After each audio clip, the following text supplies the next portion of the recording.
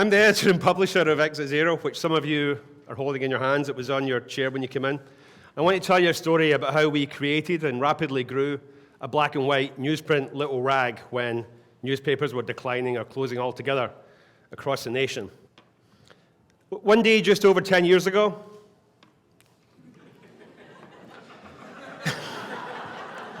I was sitting at my desk in the offices that housed Rolling Stone magazine in Midtown Manhattan. I was executive editor of Men's Journal magazine, and I'd been working as an editor for nearly 20 years in big corporate companies in London and New York. And for the first time in my life, I felt a little bored. I felt like I wasn't making a difference anymore.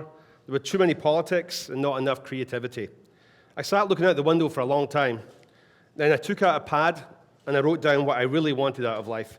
And it's the first time I'd ever actually done that. Can you read that? My own publishing company, a home by the sea, 2 loving mutts, and a good woman. I stared at the list for a while and I wondered how I could make any of that happen. Even in New York, it was hard to find a good woman. Okay, that's not true. The problem was there were too many good women, but that's another story for another day. In case you're wondering how my list went, these are my puppies. And I figured showing puppies is always going to get the audience in a good mood. Writing that list really clarified matters for me. I was rewriting my life story, and at the time I didn't realize how powerful that could be.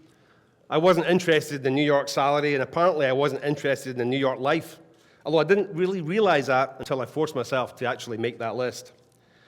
And although I never had a penny in savings, I made an instant, rash decision. I immediately resigned. And 5 minutes later, I wrote an email to a friend of mine who owned a hotel that looked a little bit like this. It was this hotel.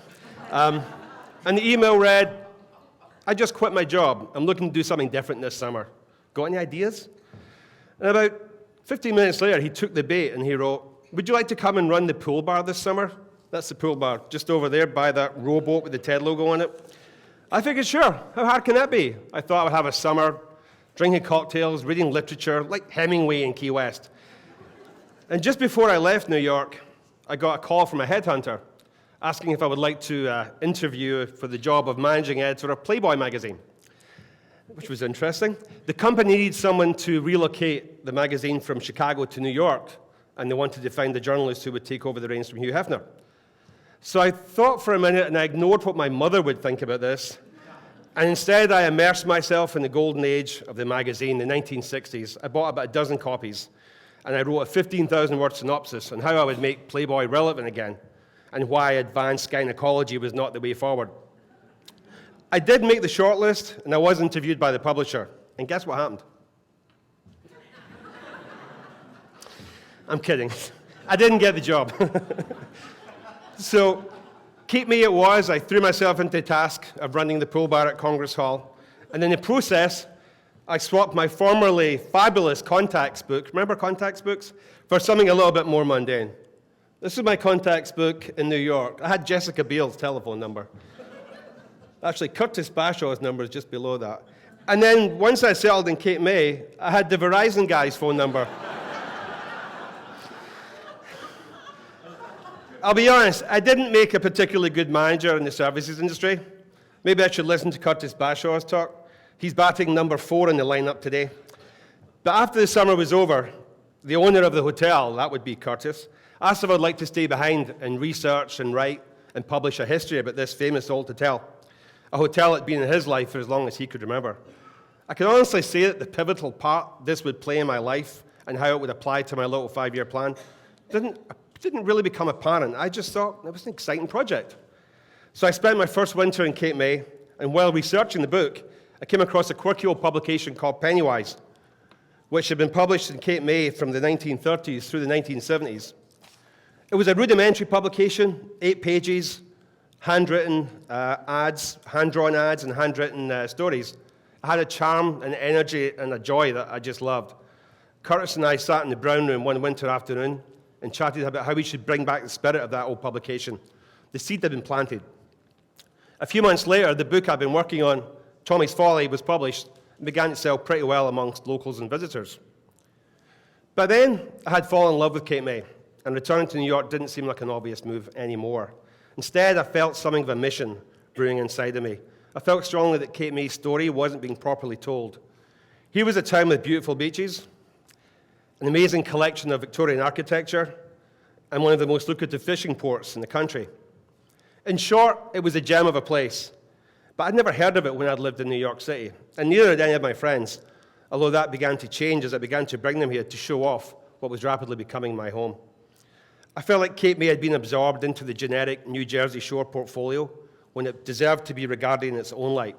I had traveled over a good part of America, and this was one of the most charming little places I'd ever seen. We decided to launch a magazine that would spread the word about this great little city by the sea. The name we agreed on was Exit Zero, a name that back then, 10 years ago, was a little-known euphemism for Cape May. It felt like the perfect name. It wasn't really well-known. It had some cult appeal, and it was cheeky, but it was relevant. And for anyone who doesn't know why, there's 172 exits in the Garden State Parkway. It runs out right here. The mission of Exit Zero was to retell the Cape May story, and in so doing, create a new conversation about this place. When I came here, it was obviously a city that was doing well, but its story to me revolved around 2 points: the Victorian architecture and its heritage, and what was the best restaurant scene in South Jersey. We felt there was more to it than that. In retelling the story, we wanted to encapsulate the past, the present, and the future. We wanted a publication that would promote the best of Cape May now, campaign on its behalf for the future, but also maintain a strong connection with the past. I was inspired by Cape May's history, and who wouldn't be? It's the oldest seaside resort in America. It was regularly visited by US presidents, and at one time it had the largest hotel in the world, 3,500 rooms, and the first ensuite rooms in the world. That was in Mount Vernon, which is just up the road. But it burnt down in 1856 before it even opened. Until the Great Fire of 1878, Cape May was actually the toniest resort in the country. When we launched Exit Zero, we put a great deal of effort and time into promoting the Victorian heritage and the great restaurants. It would have been crazy not to. But we also spread the word about the city's rich maritime history, its surfing culture, its natural beauty and its outdoor recreation, the bird watching, the nature walks, the kayaking, biking trails. We basically wanted to become a big cheerleader for Cape May. But it was also important that we communicate that message with humor.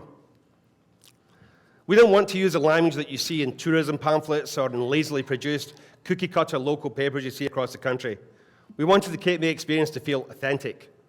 A lot of ink has been spilled on why newspapers are failing, and rightly, the internet has been painted as the biggest culprit of that. But I think our little rag shows that if you're still willing to tell people stories and to inform them and amuse them, especially amuse them, then you can build and increase your readership. Don't just take my word for it. Here are the views of 2 of the cleverest men of the last 100 years or so, and richest in his case. The first issue of Exit Zero was published on July 4th, 2003, and it contained 25 advertisers and 24 pages.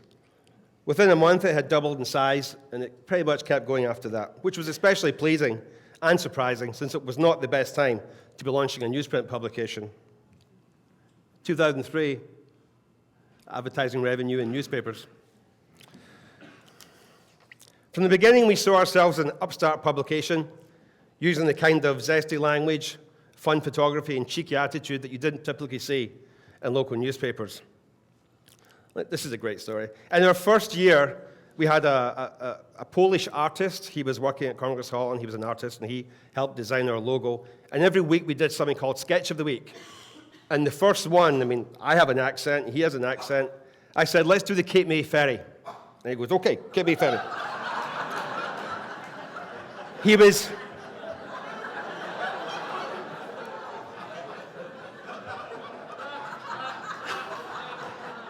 was never on time with his deadlines. So I said, it's going to press at midnight. Make sure you get it. I'll get it to you. I'm leaving a half page. Don't let me down. And this is what he delivered at 1 in the morning. And he looked at me. I said, the Cape May Ferry. But we had to publish it because we were already late. So we published the Cape May Ferry. I don't know why. And people bought copies of it. And then we did the ferry.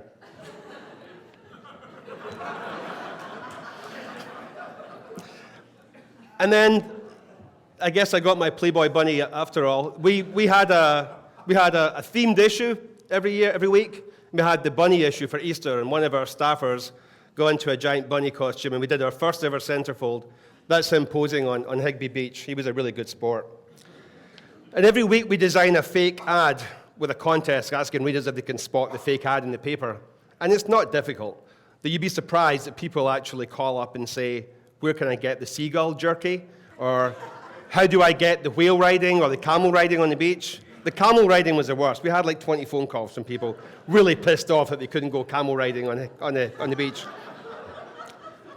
And every month we dutifully attend a city council meeting, which we report in great detail, more detail than the real newspapers do actually, except we also describe what every member of city council is wearing, along with any member of the public who also gets up to speak.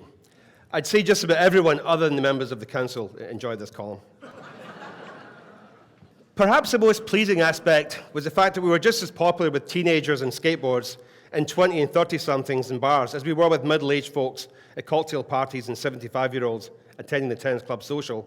We didn't consciously set out to achieve that. If we had, we would probably have failed because I wouldn't have known how. There was no secret formula. We simply produced a magazine with love, with enthusiasm, while having a boatload of fun, which was conspicuously missing from my latter days in New York. Every issue, we publish hundreds of photographs of people enjoying life in Cape May, enjoying the parties, the events, on the beaches and the bars and the restaurants, on the mall and the promenade, at weddings and birthday parties and bridal showers.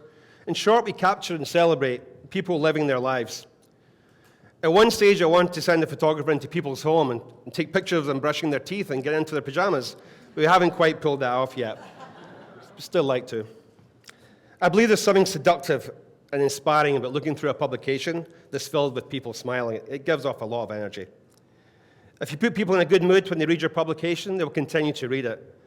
And clients will continue to advertise. In other words, make people laugh and they'll enjoy doing business with you. It's easy for me to stand here now, nearly 10 years later, and say we had this mission, then we just took aim and it took off. But it wasn't like that. I wondered how long it would be before people tired of seeing their photographs in the magazine. But it hasn't happened yet. We distribute an average of 6,000 copies to 300 places every Thursday, and most of them are gone by Saturday. We know of many businesses that have secret stashes behind the counter for their favorite customers. A local business owner once told me we'd become the glue that bonded the community. Because of Exit Zero's photographic coverage, this person could now put faces to names of people who live and work here, which makes doing business and pleasure in this town a whole lot easier. I don't go out that much anymore, another business owner told me. But by looking through Exit Zero, I don't have to. I've got my finger on the pulse. Naturally, sometimes this close-knit effect can rebound on certain people. Like the time the owner of a coffee shop saw a page which said, around the town, 11:45 p.m. in Cabanas on a Thursday night. That's a beach bar around the corner. And saw a picture of the employee who had called off sick that day. And he fired her. They fired her the next day. Lest it sound like I'm standing here and saying we deserve a lot of credit for building this magazine, it needs to be said that the community helped build us. I'm sure President Obama would approve of that sentiment. Every day our phone rings with requests for us to send a photographer to a 5th birthday party, a 50th wedding anniversary, a bridal shower, or an event put on by one of the local nonprofits.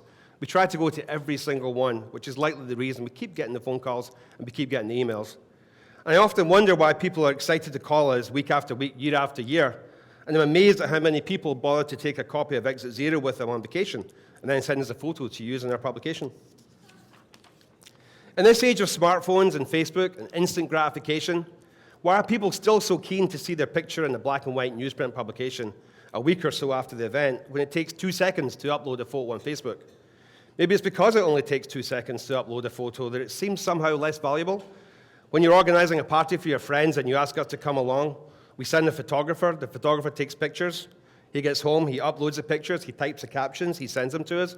We adjust them in Photoshop. We design our pages. We print the magazine. We distribute it all over town. It's a hell of a lot of bother just to get your picture in the paper. And I think there's something magical about that people still appreciate. I believe that what we try and do every week is to make the ordinary a little extraordinary.